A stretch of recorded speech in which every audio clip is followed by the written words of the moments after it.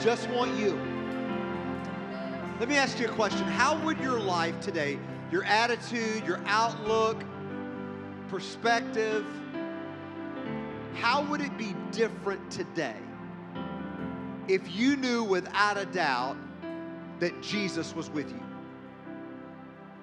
How different would it be? If I knew what I'm going through, what I'm dealing with, I know without a doubt His presence is with me. That's what that song's about. I just want you. I just want your presence. You can be seated. Thank you, guys. Let's give our worship team a hand.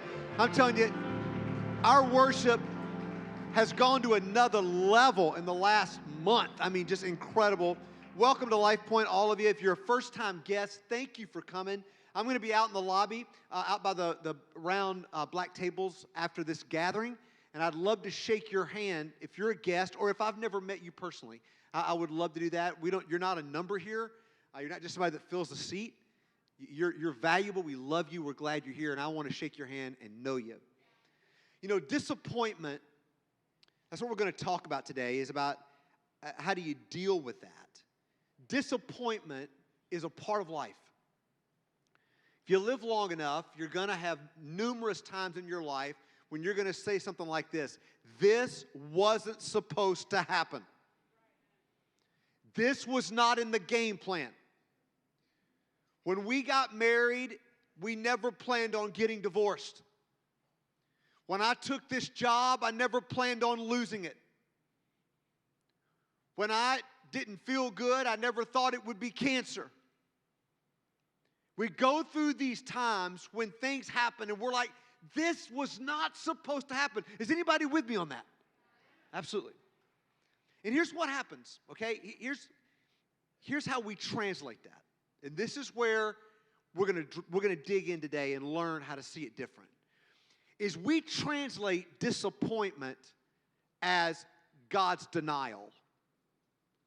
That because I'm in this, that means God doesn't care. Or God didn't answer my prayer. Or I'm forgotten about by God. Or I'm less than to God than somebody else because this didn't happen. And what that never leads to me wanting to be closer to Jesus. It leads me to pulling away. I pull away relationally. Now, He never pulls away from me, but I back off because, see, if I feel like He's denied me, if I feel like He's let me down, if I feel like He's done me wrong, I don't want to lean in. I don't want to spend more time with Him. I don't want to open up more of my life to Him. I want to pull away from Him. And I want to pull away from people. Pull away from responsibilities. That's what happens. We get angry. We get bitter. We feel like that God's done us wrong. Now, we're going to look at a story today. It's a pretty famous story in the Bible, but I know many of you probably never heard it, and it's a great one. It's a classic, okay? It's more like it's a story of intrigue and betrayal, and it would make a great movie.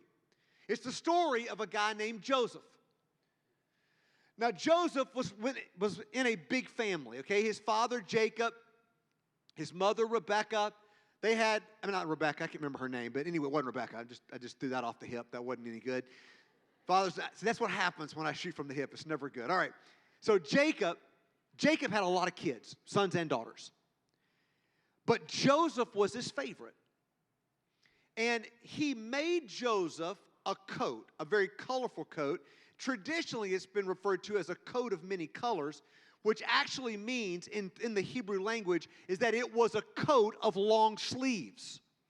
So a coat of long sleeves had all kind of family insignia, like family crest type stuff on it. And basically what the coat said was, my son Joseph is at a higher level than all of his other siblings. And the coat said, he didn't do manual labor.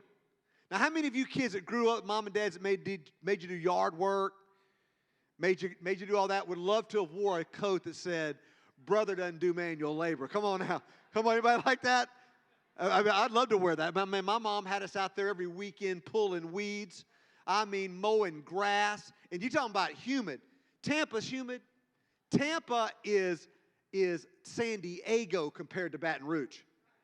I mean, when you live 300 feet below sea level, I'm telling you, it's humid. I don't know if it's that much, but it's a lot. And we don't have ants here. Well, at least I don't come across ants much. In South Louisiana, we had ants. I mean, we had ants that could carry you on their back. They were so big. I mean, they were just huge. We did that. So this jacket, this coat meant that he didn't do manual labor. Well, I'm going to give you up to his adulthood and fast forward, okay? So Joseph has two dreams from God. One dream is there are these sheaves of grain. So think of like hay bales, okay? Like bales of hay. And all of them are bowing down to one bale. And God reveals to him that, Joseph, you're the bale, and that's all your brothers. They're bowing down to you. Then he has a second dream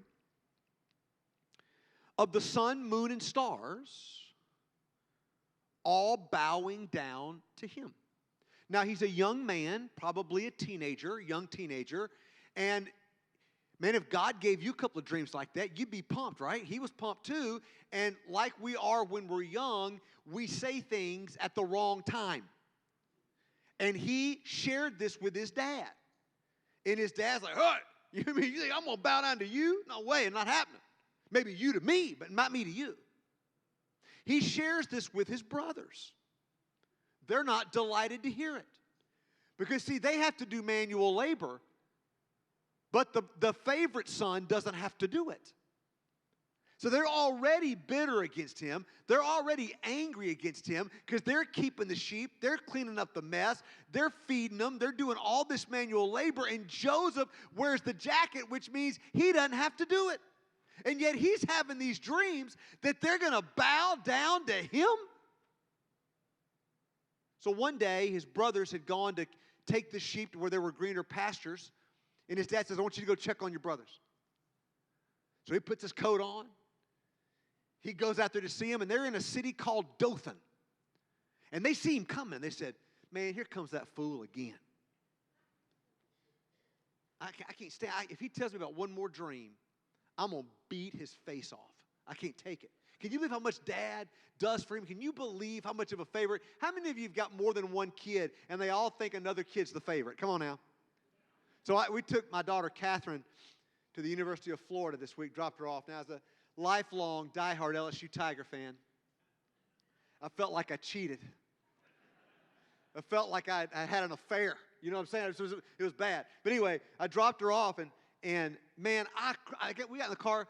I mean, I cried. This is my second kid to go off to college, so it's not like the first time. But I cried, man.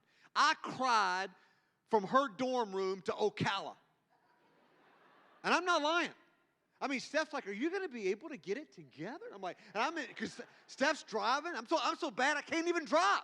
She's driving, and I got my hat pulled down, and my shoulders are going up and down, and I'm squalling. And Caroline's in the back seat. She goes, "See, Mama, I told you she was the favorite."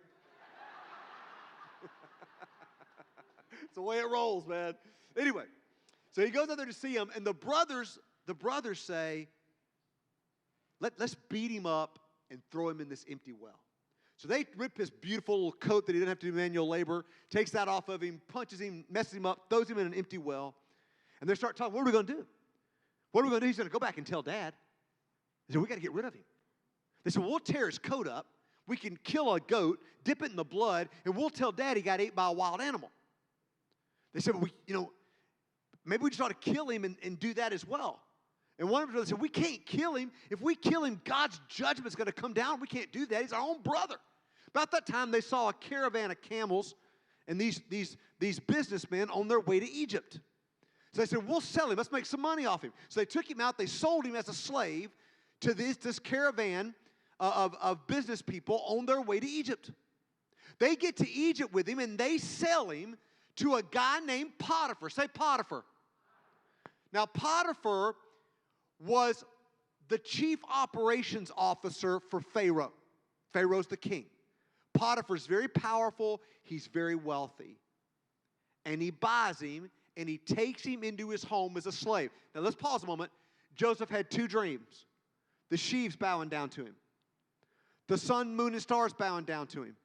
He knows they're from God. Why would God give him the dream if God wasn't going to deliver what the dream said? Because God was giving him a glimpse of his future. But there was a process he had to go through. See, we want the glimpse to become the gold. But see, Joseph wasn't mature enough to have the dream come true yet. Joseph didn't have enough grit for the dream to come true yet. He didn't have enough character yet for the dream to come true. If the dream came true too soon, it would have destroyed him. Are you with me so far? So now he's a slave in Potiphar's house. And he begins to work really hard, and he earns the trust of Potiphar. Look what it says in Genesis 39, verse 2. It says, the Lord was with Joseph, so he succeeded in everything he did as he served in the home of his Egyptian master. Notice, the Lord was with Joseph. How would your life be different if you knew without a doubt he's with you? Because Joseph knew he was with him. Joseph made the most of the moment. And he earned Potiphar's trust. And the scriptures say that Potiphar put him in charge of his whole household. That was his house. That was his family. That was his investments. That was all the properties he owned. That was all the employees he had. He put Joseph in charge of all of it. He succeeds as a slave. But Potiphar's got a wife that's got eyes for Joseph. And the scriptures say that day after day, because the Bible says that Joseph was very beautiful, very handsome, both physically and in his face. It reminds me of talking about myself. You know, when I read that, that's what I have to show you. He thought he was something, you know. I mean, well, he didn't think he was something. He was something. And Potiphar's wife thought he was hot. And the scripture says that day after day, she said, come have sex with me. Joseph, come have sex with me.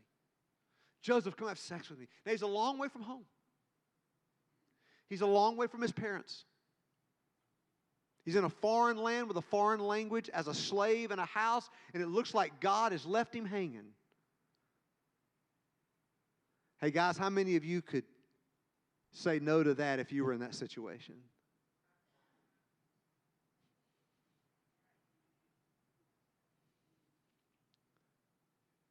So much so, she comes after him that he denies her, he denies her, he denies her. One day he's working, she comes up behind him, she grabs him and says, please, Joseph, come have sex with me. And he keeps saying, I'm not going to do this.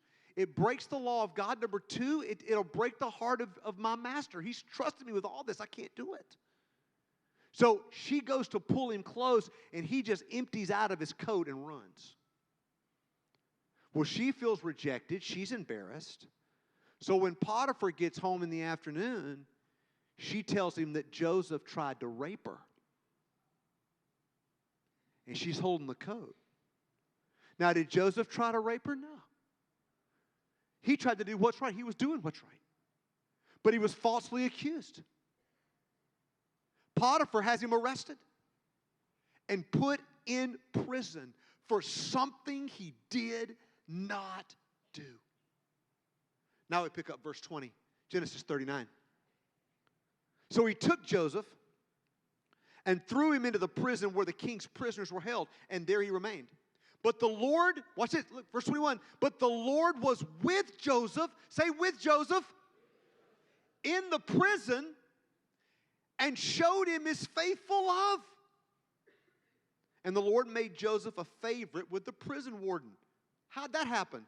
Before long, the warden put Joseph in charge of all the other prisoners, and over everything that happened in the prison. The warden had no more worries because Joseph took care of everything. The Lord was with him and caused everything he did to succeed. Do you see this pattern here? That wherever Joseph ends up, he knows that God is with him and he just does the right thing. Joseph does what's right when everything around him seems wrong. He does what's right when everything around him seems wrong. So he's in prison. He's doing this. He's working hard. He's making the most of the moment. And two other people get put in prison. One was the king's chief baker. He baked the king's food. He must have made a bad cake or something. He gets thrown in. Then the king's cupbearer gets put in prison. Now, the cupbearer would always drink the glass of wine or take a sip before it was given to the king, or water, because he would eat the food before the king to make sure it wasn't poisonous. If anybody was going to die, the cupbearer would die. It was a very prestigious position. I wouldn't want it, but it was prestigious. So the cupbearer gets put in prison, and they both have dreams. The cupbearer has a dream of this vine, this grapevine growing, and the baker has one where there's a basket with some food that's kind of rotting on top of his head, and the birds are picking at the food and eating it. And they tell him these dreams, and they say, Joseph, do you have any idea what these things mean? He says, well, I can't interpret dreams, but God can. And he tells the cupbearer, he said, the vines mean in 3 days you're going to be restored to your position as the cupbearer. So then the baker said, hey, here's my dream. Think he's going to get a good report. And he said, well, here's what it means for you. In 3 days, you're going to be impaled on a pole by the king.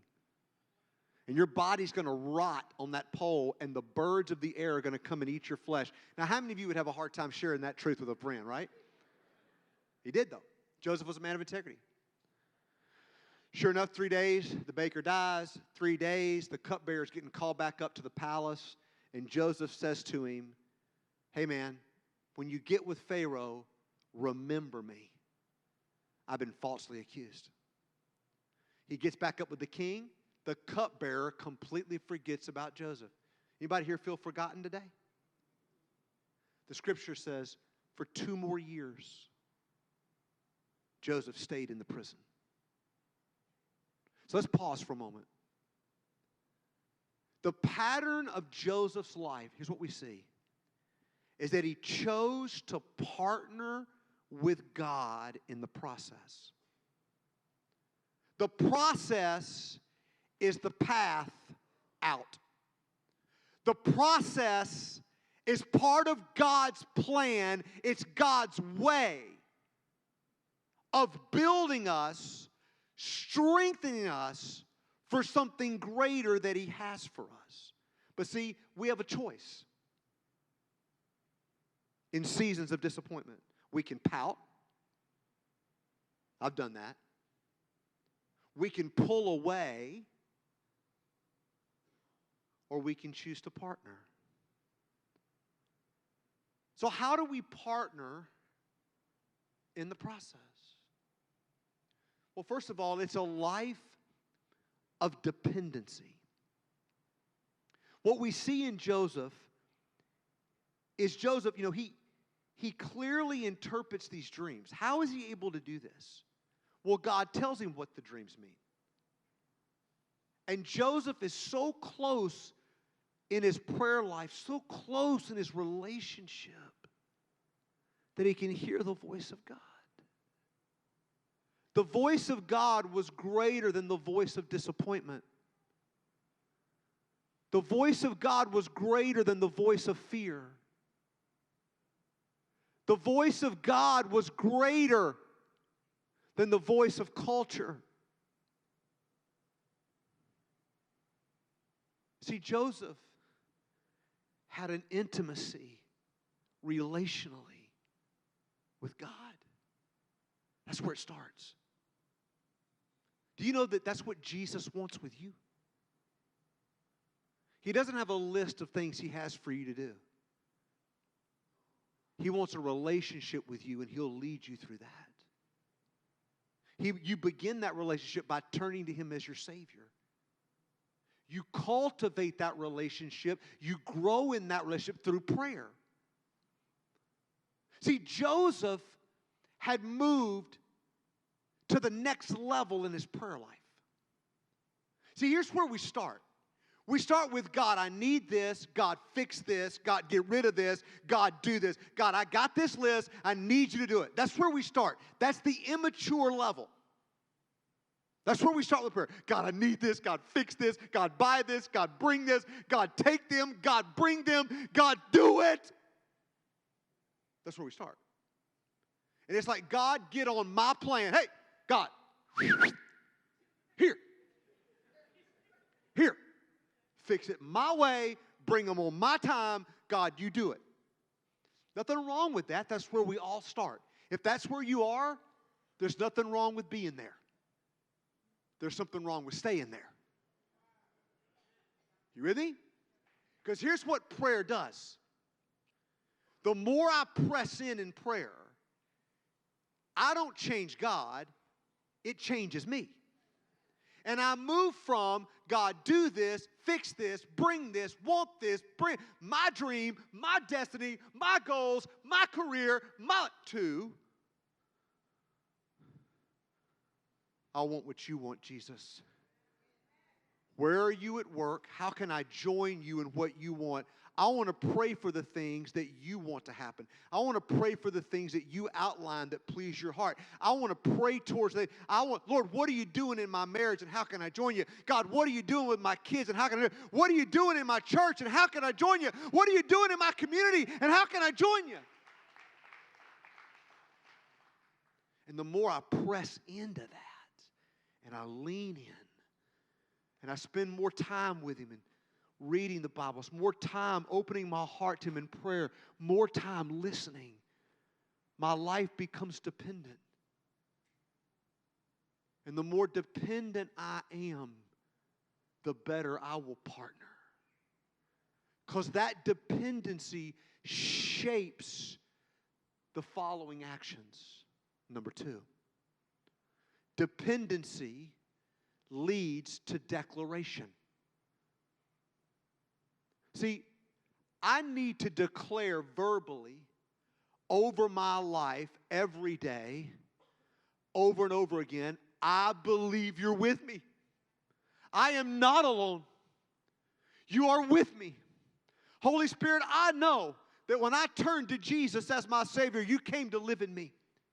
I know that you are with me. I believe that you are with me. I'm not going to the doctor alone. I'm not walking this alone. I'm not in this relationship alone. I'm not in this job alone. I'm not in this season of unemployment alone. I'm not in this season where my child broke my heart alone. I'm not in it alone. And you got to declare that you believe He's with you until you believe that He is with you. You don't believe your way into a declaration. You declare yourself into a belief.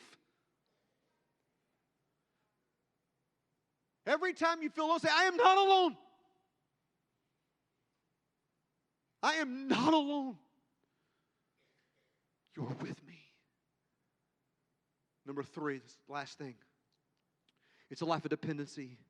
It's a life of declaration. Number 3, it's a life of determination.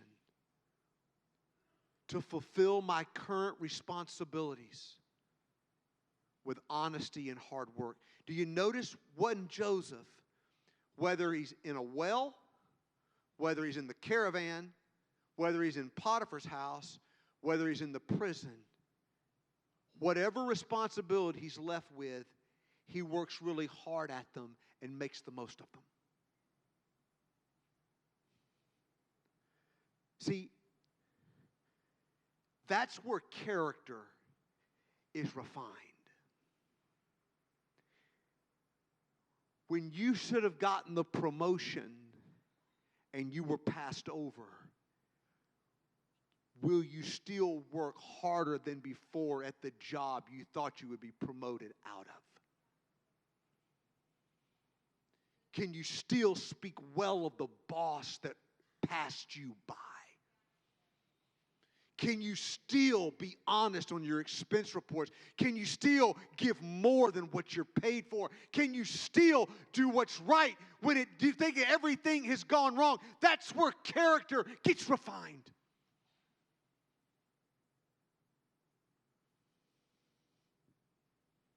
You've asked God to change your husband, and He hasn't. Can you still love Him? You've asked God to change your wife, and He hasn't. can you still love Him? You've asked God to put your family back together, and He hasn't. Can you still worship Him?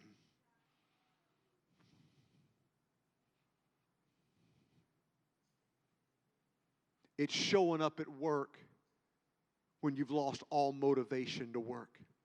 Look at me. It's showing up to serve on the teams where you serve here, even when your life looks like God has left you behind.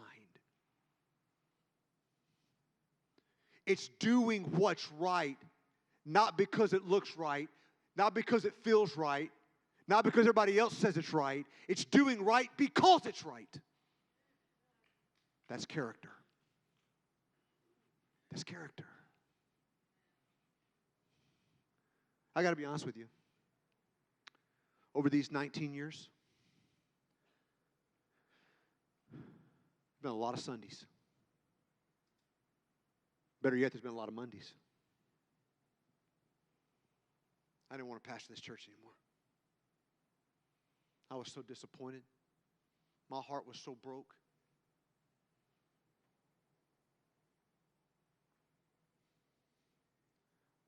I can't tell you how many Sundays in 19 years I had to pull myself out of the bed on Sunday morning.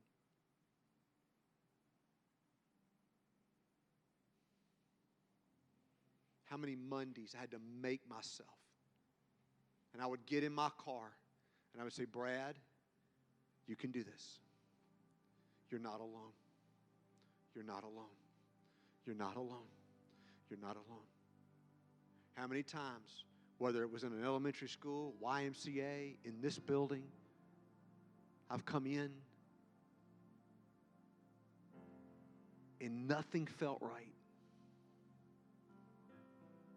But I knew how to do what was right. And here's what I found.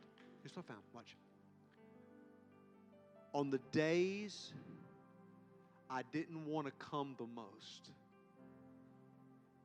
I saw Him do the most in the lives of people. On the days I was the most frustrated, I've seen God do greater things than on days that everything looked and smelt and felt right. Are you tracking with me here? See, when I live a life of dependency, when I live a life of declaration, when I live a life of determination, here's what happens. My perspective gets right. I move from the ground floor to the 30th floor. So a couple weeks ago, I'm in a meeting in downtown Tampa in the Bank of America building. Beautiful, on the 27th floor. And they got this panoramic view of Tampa Bay.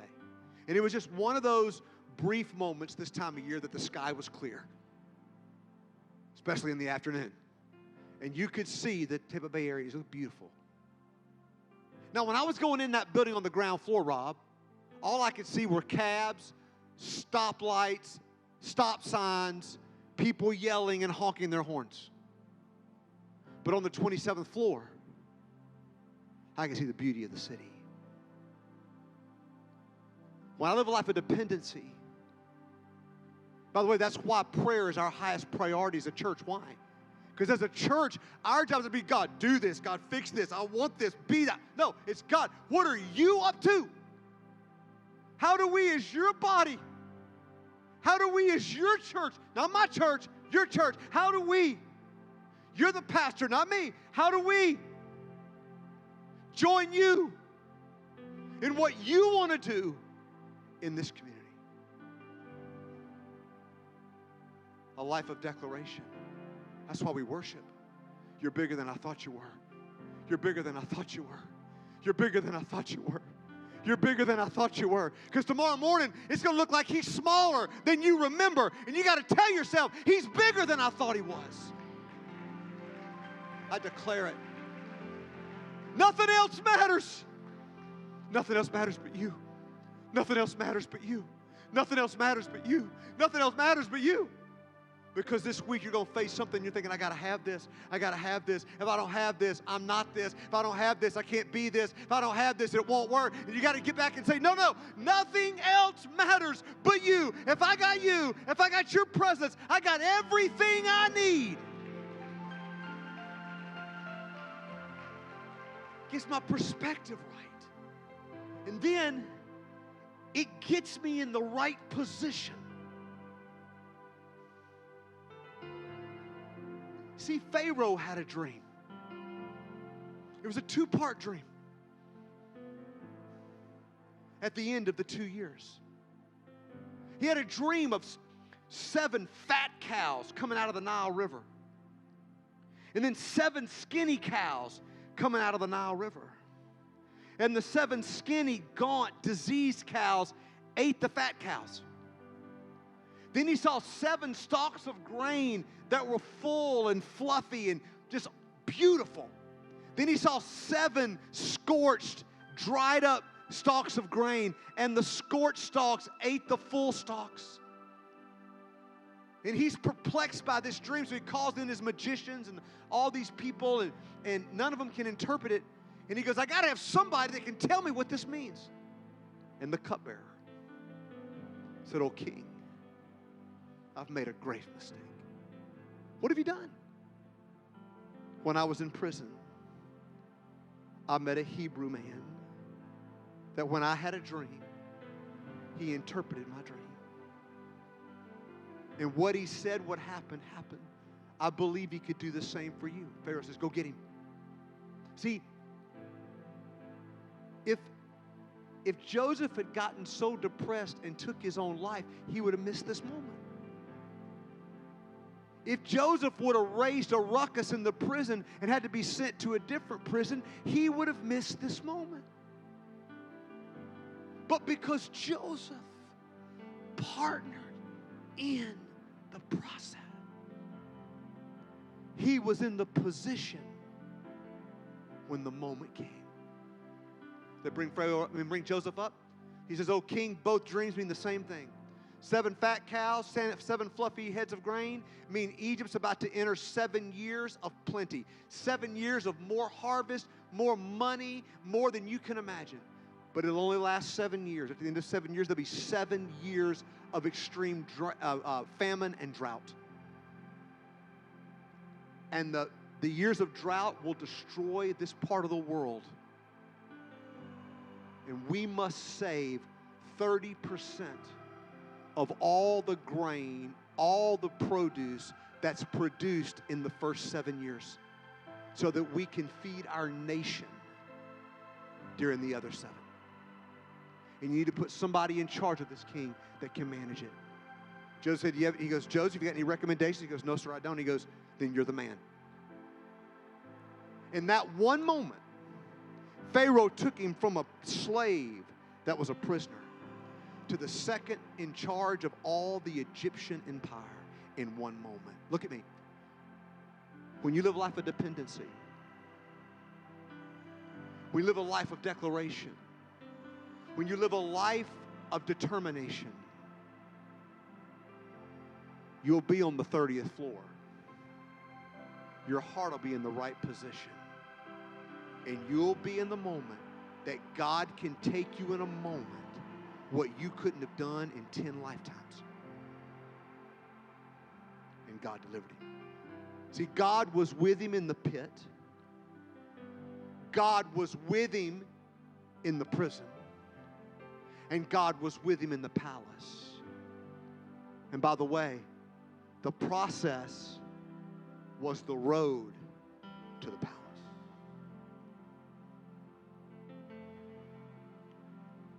I'll go back to my first question. How would your life be different today? How would you see today? How would you face tomorrow? Knowing that no matter what, he's with you. Now, why did God let him go through all of that? God brought him to the palace so he could rescue other people. He did save 30% of all the grain. Look what it says in Genesis 41:49. It says, he piled up huge amounts of grain like sand on the seashore. Finally, he stopped keeping records because there was too much to measure. How many of you like to have so much money you just can't count it anymore? But not only saved the nation of Egypt, he saved his own family. Remember the brothers? The dad? That whole dysfunctional mess, remember that? Years have passed. Some believe at least 40 years has passed. 40 years. That's 2 generations have passed. His father, and they have no food because of the drought.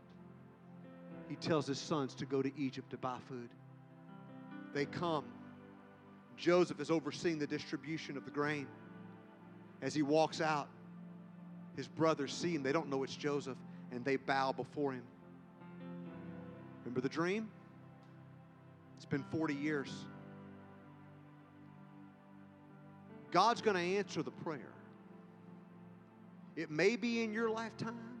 It may be after your lifetime. But God will always keep his word. So, Joseph gives them grain. But see, he wants to talk to them. So he has one of the men hide a goblet, a wine glass, a golden chalice in one of the bags of grain. So they're going through the grain and they find this. They're like, we're going to be accused of stealing. We got to go back. So they go back and they get in trouble, right? It's all a setup. And they're brought to this back room. And Joseph comes in the room. It's just him and his brothers. And he addresses them in their language. And when he speaks, they know it's him. And the Bible says they begin to shake. Because now he had the power to take their life. But remember,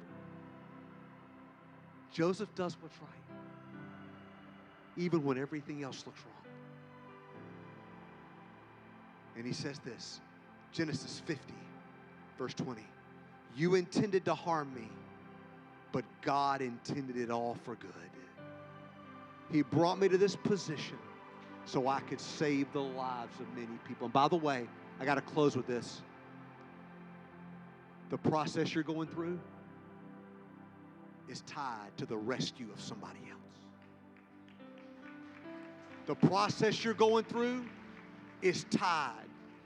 That miscarriage, that divorce, that job loss, that teenage daughter that got pregnant, that son who's hooked on meth, the process you're going through, if you will be dependent, if you will live a life of declaration, if you will live a life of determination, your perspective will change, your position will be right, and God will move in that, and God will use you to help other people. Let's bow our heads and close our eyes.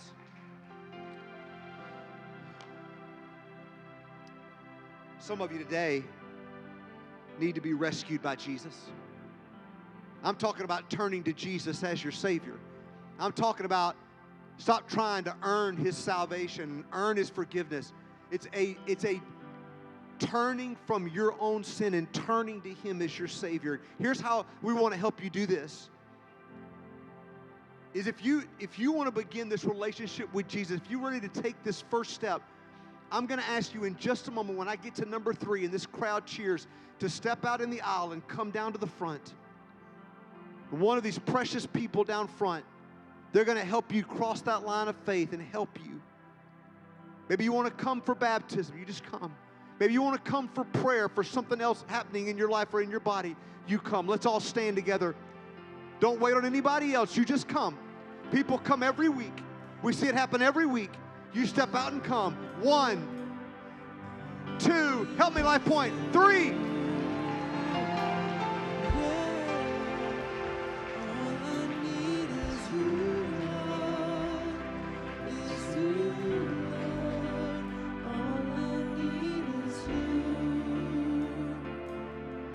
Let's sing it, guys. Come on. All I need is you.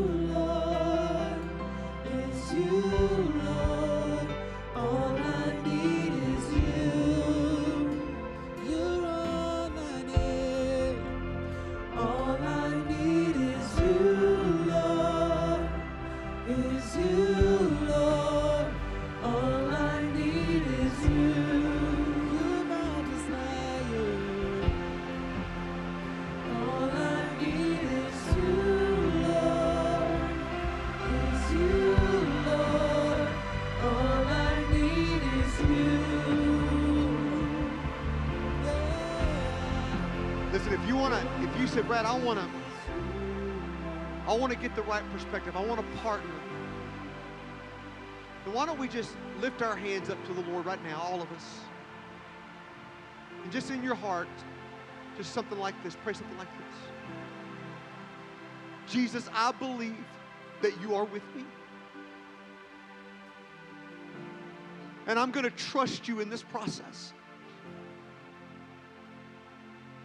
I'm going to lean in prayer and Bible study more.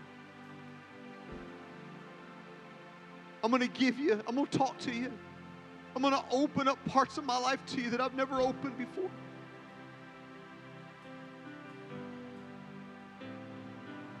I'm going to declare, I'm going to worship you in the midst of this time. And Lord, through your power and your help, I'm going to fulfill today the responsibilities that you've put in front of me.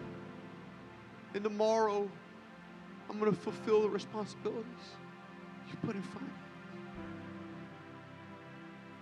I'm going to do it. I lean on you. Holy Spirit, thank you that you're with me everywhere I go. That you've empowered me to do more than I could ever imagine. And I follow you today. In Jesus' name,